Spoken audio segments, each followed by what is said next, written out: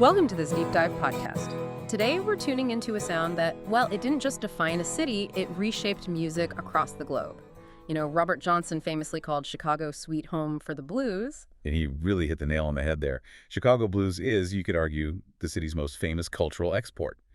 But its origins are complex. It's a mix of things, really. Like what, exactly? Well, you've got the Great Migration, the harshness of industrial life up north, pure folk genius coming up from the South, and even, some early Black entrepreneurship all swirling together.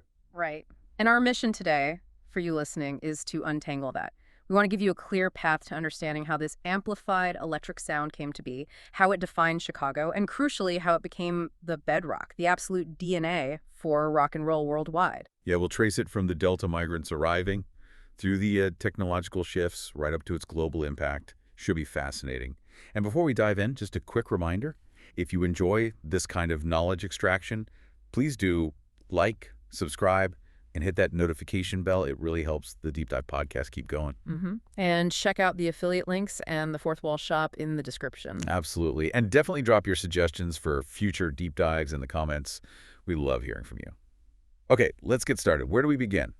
The migration, I assume. You have to start there. The emergence of Chicago blues, really kicking off in the 1920s, lines up perfectly with the massive growth of Black communities during the Great Migration.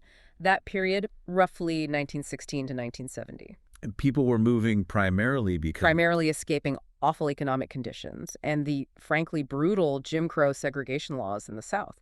They headed north looking for work, for opportunity in industrial cities like Chicago.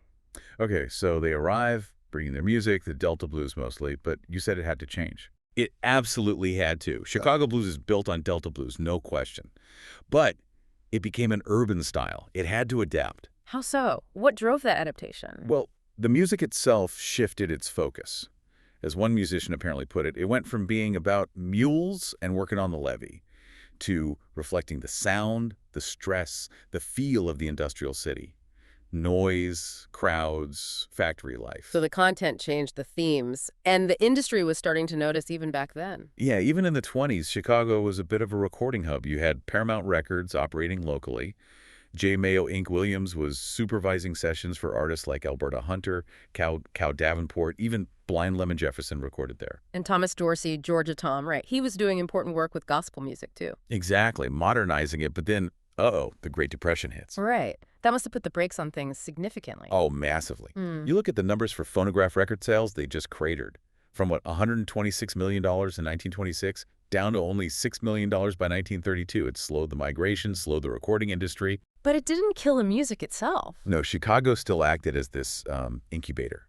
The talent was there, the culture was developing, just more underground. And that's where Maxwell Street comes in, the open-air market. Precisely. Maxwell Street was huge, one of the biggest markets in the country.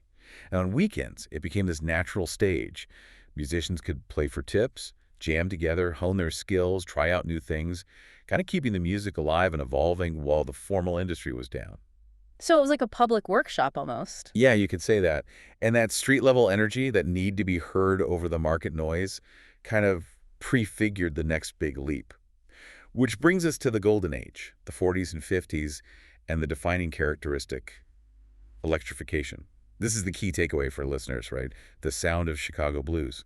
Absolutely. If there's one thing that separates it, it's the heavy use of electric instruments.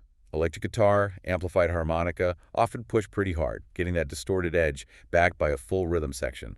Drums, bass, sometimes piano. Was that a conscious artistic choice? Like, let's make the sound tougher, more urban? Well, not initially. And this is really interesting. The move to electrics, especially for someone like Muddy Waters, was largely practical. Practical how? He literally couldn't be heard. Picture a packed, noisy Chicago nightclub in the 40s. His acoustic Delta blues guitar. It just got swallowed by the sound of the crowd, the clinking glasses, everything he had to plug in and turn up just to cut through. Wow. So that iconic, gritty, distorted Chicago blues tone started just so people could hear the music. Pretty much. Necessity was the mother of invention, you could say. And it's no coincidence it happened in Chicago. Because the instrument makers were there. Exactly. From the 30s into the early 60s, Chicago was the center for guitar manufacturing. National, Supro, Harmony, K, all those brands were based there. The tools were right at hand. Okay, so you have the amplified sound, the instruments, and this music starts to shape the city itself. It really did. It redrew the map of Black Chicago in a way. These legendary clubs started popping up. Silvio's, Gatewood's Tavern, people called it the Gates, the Flame Club, the 708 Club. Where were these mainly located? Mostly clustered along Indiana Avenue on the south side and Lake Street over on the west side. And they weren't just places to hear music. They were vital community gathering spots for the newly arrived migrants. Social centers. And then in the 50s, things really start to consolidate around one particular label. Chess Records, yeah. They became the powerhouse. They signed the artists who basically defined the Chicago blues style. You know, Muddy Waters, the harmonica genius Little Walter, the powerful Howlin' Wolf. And the figure behind the scenes, Willie Dixon, you mentioned his importance earlier. His influence is just immense. He wasn't just playing bass on countless records, although he was a fantastic bassist. He wrote so many classic songs for Waters, for Howlin' Wolf, even crossing over to help Chuck Berry. Wait, he wrote for Chuck Berry, too. Helped write, played on sessions, and critically, he supervised most of the studio sessions at Chess from the mid-50s onwards. He shaped the sound, provided that consistency. He was the glue, like you said earlier. Incredible. So you have the artist, the label, the producer, but how did people actually hear these records? That's where the radio jocks came in. Disc jockeys on black appeal radio stations, guys like Al Benson, Big Bill Hill, they were crucial for getting these Chess records played, getting them exposure, turning them into hits first locally, then nationally. So Chess provides the blueprint. And that blueprint starts getting copied. Yeah. Everywhere. Okay, let's pivot to that global ripple effect, because this is where Chicago blues goes from a regional sound to, as we said, the musical motherboard. It really is. That specific Chess sound, that amplified energy, it provides the fundamental building blocks for what came next. Soul music, definitely, and of course, rock and roll. And the connection isn't just theoretical, right? It's direct. You mentioned Chuck Berry. Right. The story goes that Muddy Waters himself told Chuck Berry, hey, you should go talk to Leonard Chess. And when Berry recorded his first hits, who was backing him up in the studio? Let me guess. Willie Dixon. Willie Dixon on bass, other Chess session players. So the very sound of early rock and roll, as Berry was forging it, had Chicago blues musicians laying down the foundation. It's a direct handover almost. That's a powerful lineage. And then it crosses the Atlantic. Big time. Especially Muddy Waters stuff. His song, Rollin' Stone, well, you know who took their name from that? The Rolling Stones, obviously. Yeah, but it was wider than that. The whole British blues boom or British invasion, those young musicians, Clapton, Beck, Page and the Yardbirds, Eric Burdon and the Animals, they were obsessed with the Chess catalog. They were digging into Howlin' Wolf, Muddy Waters, Little Walter. And even played with some of them, didn't they? They did. Both the Yardbirds and the Animals actually served as Sonny Boy Williamson II's backing band when he toured England in the early 60s. Imagine that. Incredible. And it wasn't just records traveling back and forth. No. The musicians started touring. Willie Dixon and Memphis Slim were among the first, touring Europe and the Middle East as early as 1959. That led directly to those annual American Folk Blues Festivals starting in '62, which brought dozens of blues artists over to massive European audiences. So the influence spread through records and live performance, and American musicians picked up on it too. Oh, absolutely. You had groups like the Paul Butterfield Blues Band, who were notable for being integrated, and actually included guys from Howlin' Wolf's band at times. Plus, players like John P. Hammond, Charlie Musselwhite. They were all soaking up that Chicago sound. It seems like Chicago blues was taking over the world, but back in Chicago itself, things got complicated. Yeah, it's a bit of a paradox, really. Mm-hmm. After the 60s, while the music's influence was exploding globally, it started facing some headwinds commercially back home. Even with dedicated radio play. You mentioned WVON started by the Chess owners. Yeah, WVON opened in '63 and definitely kept blues in the mix. But newer genres like soul, funk, even gospel were becoming commercially dominant within the black community.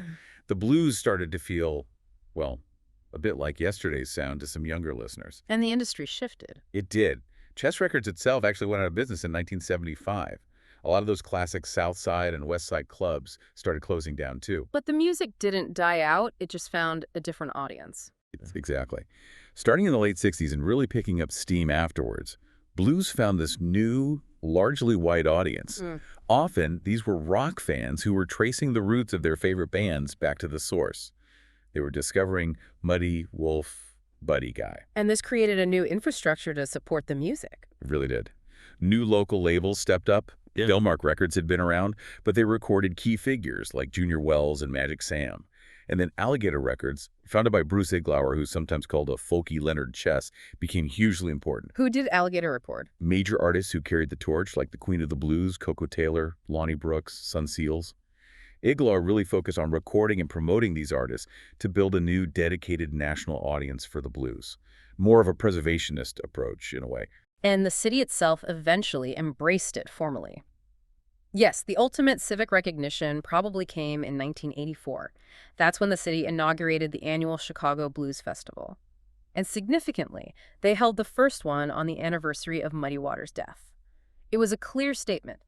This music is part of our official history, our living history, and new venues emerged alongside the old ones. Right. Places like Kingston Mines became really popular, joining long-standing clubs like the Checkerboard Lounge, though admittedly, many started catering more to tourists and the new audience demographics rather than the original neighborhood crowds. So the context changed, but the music endured.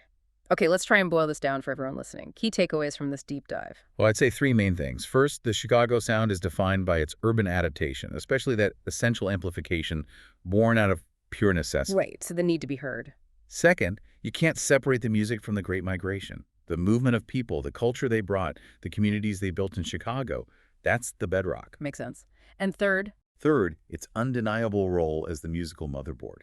Chicago blues provided the core DNA, the riffs, the feel, the artists themselves, for rock and roll's global explosion. Amplification, migration, motherboard. Got it. And a final thought for us to chew on. Why does this history still matter? I think it matters because the story of Chicago blues, its survival, its transformations, its ongoing presence, even now, tells us a lot about urban life, about cultural resilience. It shapes how we remember the city's past, but also how we might hope for its future social life. It's art born from pressure that changed the world. That's a really powerful way to put it. A huge thank you for walking us through that history. And for everyone listening, we really hope this deep dive into Sweet Home Chicago Blues was illuminating. Yeah, definitely go listen to the music. Muddy Waters, Howlin' Wolf, Willie Dixon, Coco Taylor, Little Walter, the list goes on. Experience that living history. And if you enjoyed this exploration and want us to keep digging into complex topics, please hit like, subscribe, ring that bell. Don't forget to check the description for our affiliate links and the Fourth Wall Shop too. Your support keeps this podcast going. And tell us in the comments what we should tackle next. Yes, please do. Thanks again for joining us on the Deep Dive Podcast. Until next time.